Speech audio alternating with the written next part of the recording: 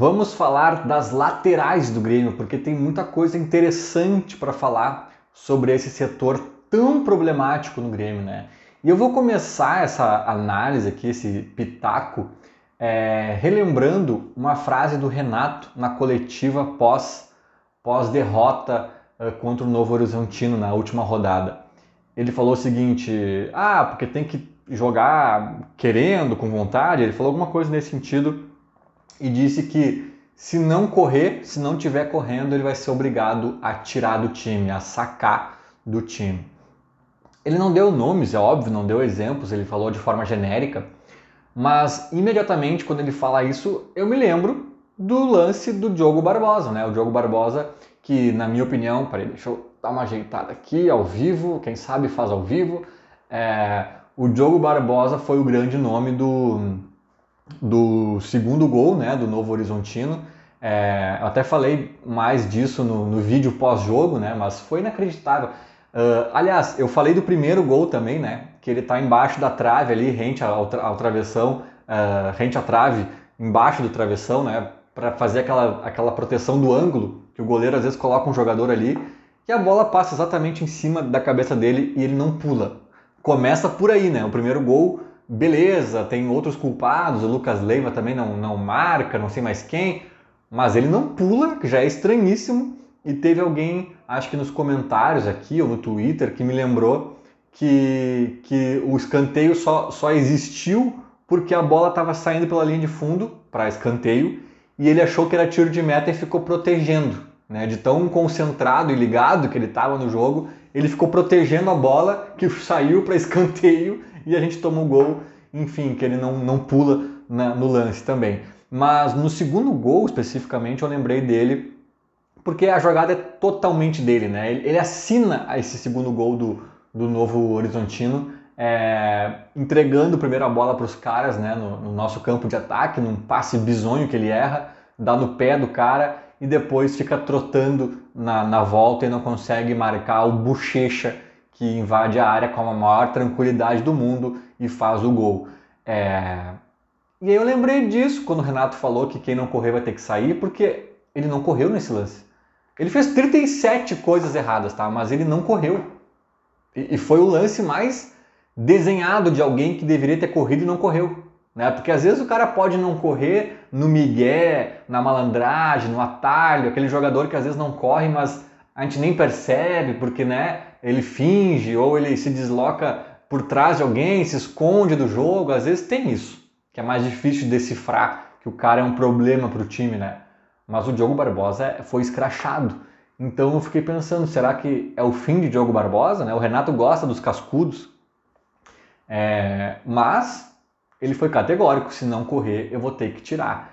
E aí pensando na lateral, claro que o Nicolas deve voltar e deve assumir ali a vaga, mas aqui também, abrindo um parênteses, tá? Não vou entrar no mérito da incompetência da direção, porque a gente já fala disso há anos, há mais de 2 anos talvez, e é óbvio que pagar o que pagaram pelo Diogo Barbosa é um absurdo, é óbvio que só ter Diogo Barbosa e Nicolas disponíveis é um absurdo. A lateral direita nem se fala, né? É um show de horror. Os caras começam o ano contratando o Orejuela, aí deu errado, vem o Edilson. Aí a outra opção é o Rodrigo Ferreira do Mirassol, que o Grêmio pegou o Mirassol, os caras viram o jogo, gostaram, trouxeram um cara que é fraquíssimo também.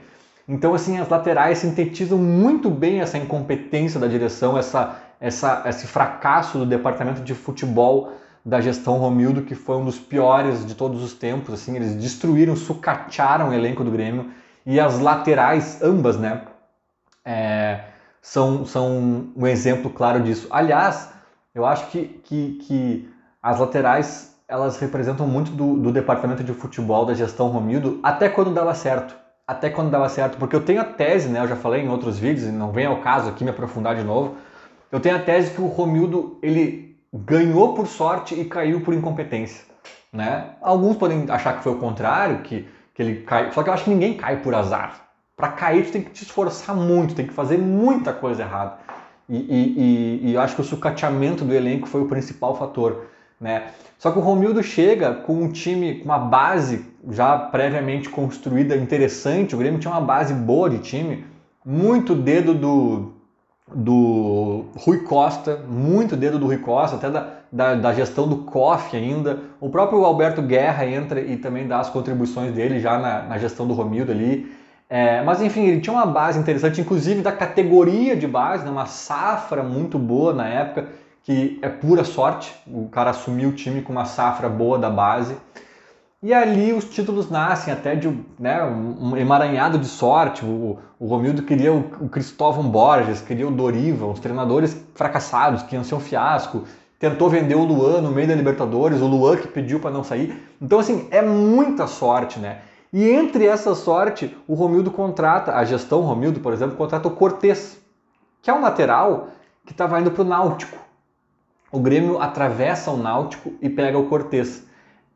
Que é um cara bem cumpridor. Eu gostava do Cortez ali quando ele ainda tinha alguma condição física mais né, elevada, assim, mais suficiente.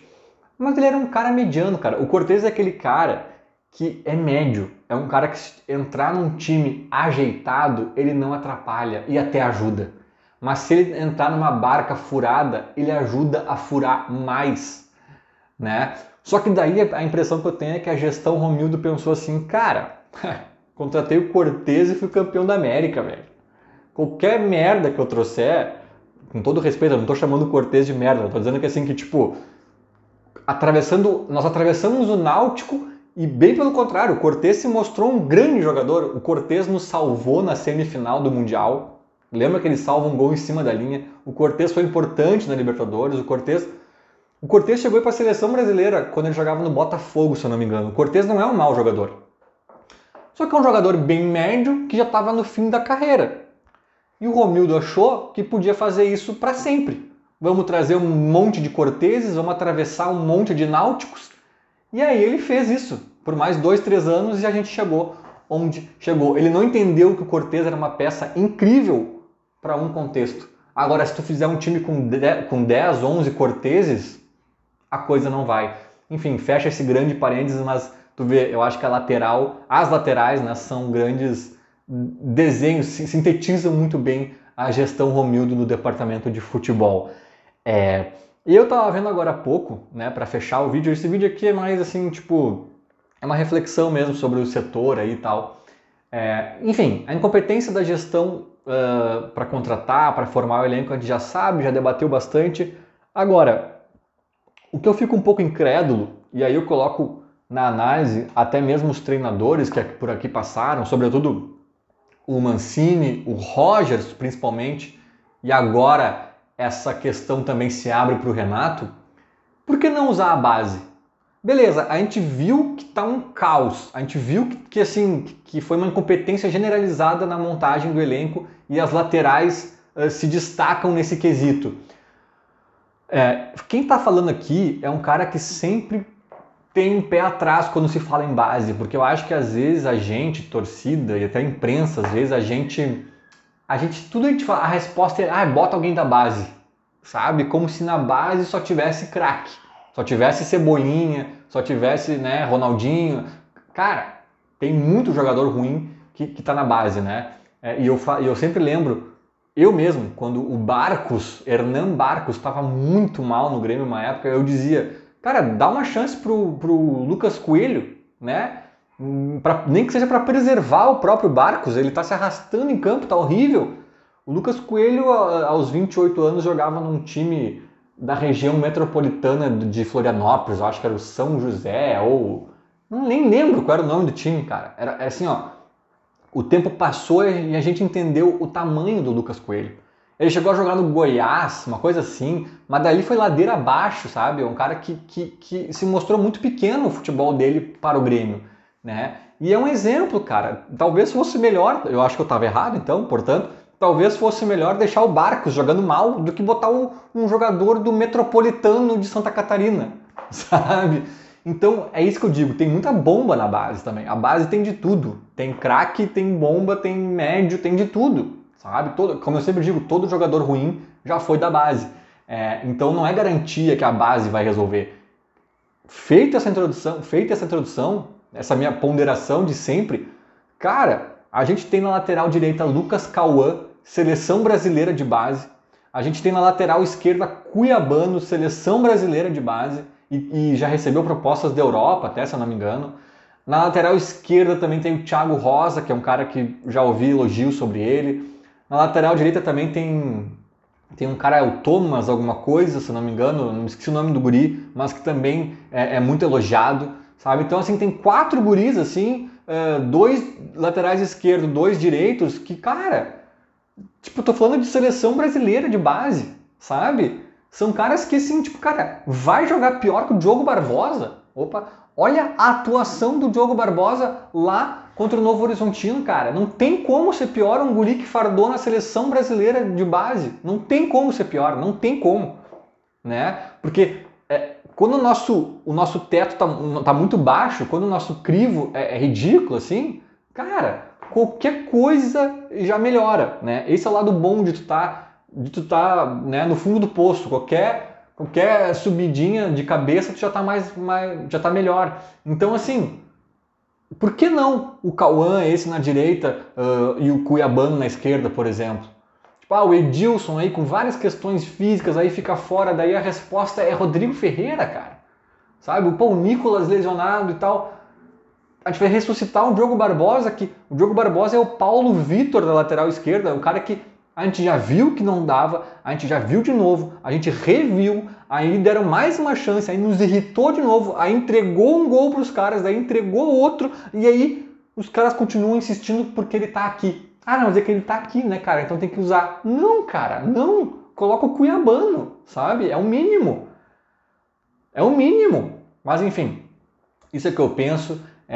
Eu acho que esse é o momento perfeito para usar esses guris, sobretudo esses que estão mais cotados aí, com passagem na seleção e tudo mais. E não estamos falando de 16 anos, não estou falando de, como é que se diz, pular etapas, como fizeram com o Lincoln. Lembra? Com 16 anos o Lincoln já jogava no Grêmio. O Lincoln tem a idade do Jean-Pierre. O Jean-Pierre que surgiu 5 anos depois, o Lincoln já tinha jogado em meio planeta Terra aí, com 17 filhos e 13 países.